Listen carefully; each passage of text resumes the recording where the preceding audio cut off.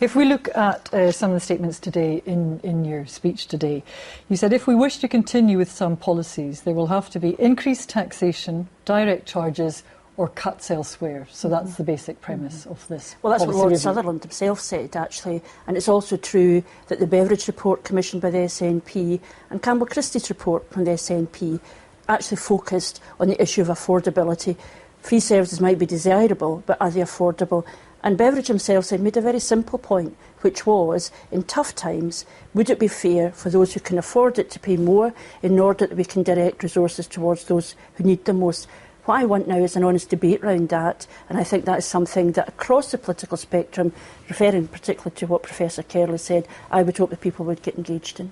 So then if we look at the specifics of means testing in particular, will you now review free personal care for the elderly? Well, the point I was making is a whole series of policy choices that the SNP have made, and I think that we need to look at these and the consequence of them. If we look at one, for example, the council tax freeze, your reporter posed it as you either have cuts in services or you have what the SNP offers. But of course, we already have cuts in our services. I met with care workers in Glasgow this week who are talking about affecting their conditions, 15 minutes to go in and visit somebody, focus on task and back out the door. That isn't support for elderly. We know in our schools, school secretaries are telling me what's happening, how they're having to manage budgets, and young people who are teachers concerned about not being able to get a job. So these cuts are happening now.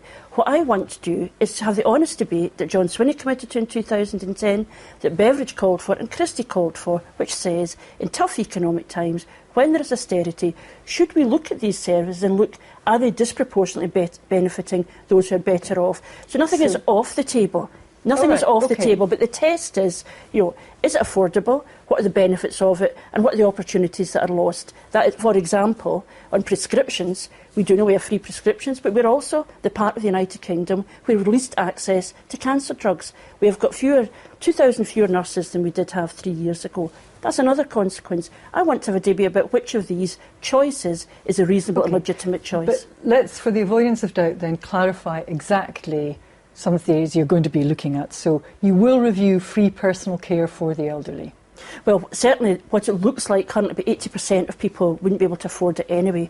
There is a concern that the bit of care that people pay for, currently the charges are going up, and older people are concerned about that, and I've already made the point about the quality of the care. But see, my basic premise is, in all of these questions, you test them against the evidence. It feels to me currently that free personal care was a huge boon, and it looks as if actually you wouldn't get a benefit from getting rid of it. But you have to test it against the evidence. That's what I'm asking for. But are you suggesting that it's not affordable in its current form and therefore some people should pay more? What I'm saying to you is the kind of care that people's getting is unacceptable if you listen to what care workers are saying. So it isn't working. But what are we saying about that? That we put more public money into that, or we means test? What I'm saying is you make the choice. You make the choice, you look at it, you decide what are the benefits of it. Are we going to fund it? And if we're going to fund that, what else has to go? Or, indeed, we then look at taxation. Is there a consensus in the country about how much taxation we pay? Because what the SNP tell us, that it's possible to have high-quality services, free services, with very low taxation. And indeed, Alex Salmond himself constantly talks about cutting taxes. Everybody knows that if in Scandinavia, where you have got high-quality services, you also have a funding package that goes with that. I want to engage in that in a very serious and difficult political debate about how we actually fund these things. Because there are multiple options here and they are difficult questions, if you don't mind, if we could just progress through some of the ideas to confirm what you're looking at before we actually get into the ideas of taxes. What I was trying to be clarified was what is underpinning this. It's the assertion the SNP make that we're living in this perfect world, and the reality on the ground is very, very different from that.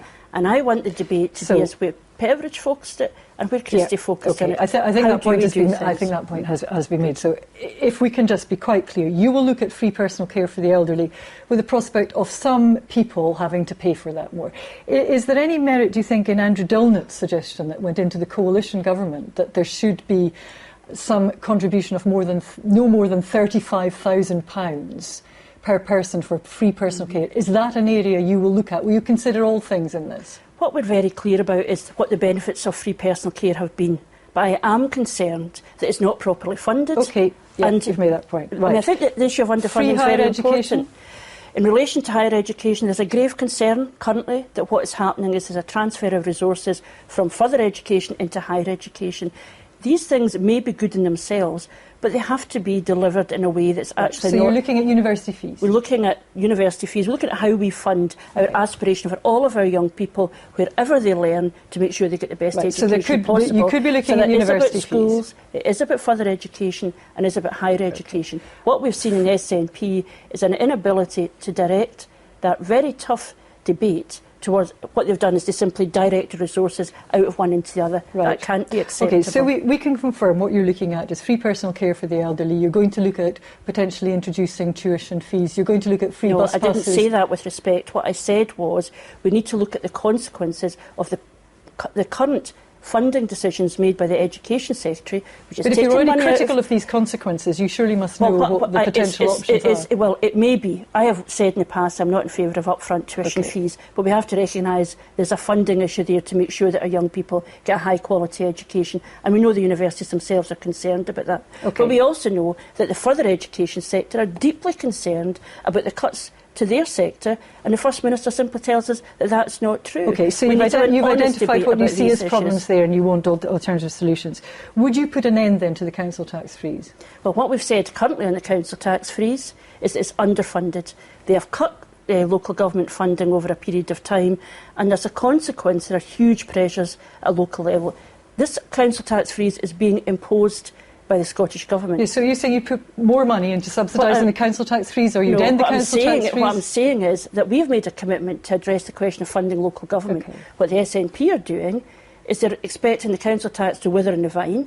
They're not funding the freeze, they're not meeting the gap, and they're not proposing another option. We all know that people do not accept the council tax. It's an unpopular tax.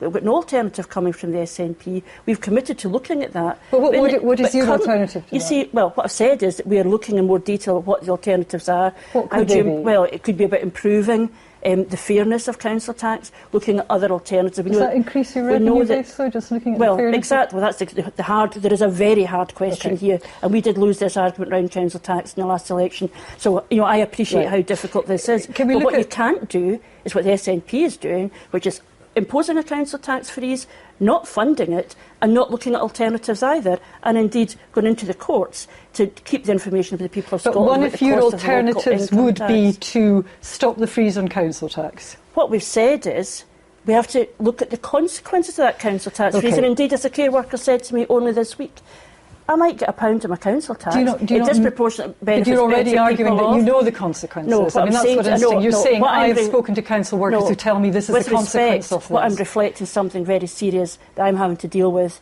in my own response to what folk are saying. And they're saying the council tax freeze means that my conditions are poorer and the quality of service I deliver is greater, and families are having to catch up in that. That is not sustainable over time, and it is unacceptable to impose a freeze on local authorities, deny them funding, and then take no responsibility for the consequences of that. If we look then, you've spoken earlier about taxation and the potential for increasing revenue. How much room is there for increasing taxation? Well, that is the debate we have to get into now. The reality is, I know that in 2011 we lost the argument on taxation. People do not regard the council tax as a popular tax, and in tough economic times, people do not want voluntarily to pay more taxation. I understand that, but the equation remains the same. The high quality services cannot be funded with no money, and that is a huge challenge.